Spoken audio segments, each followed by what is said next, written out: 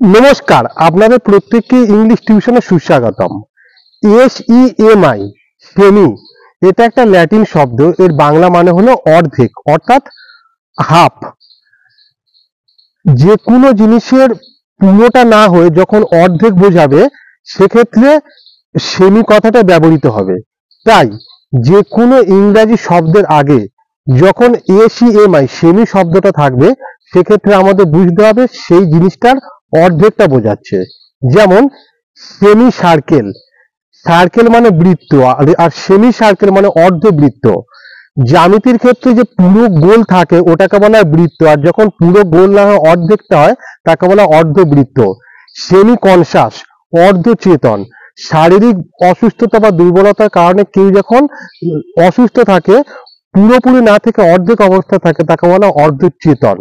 semi final, final খেলা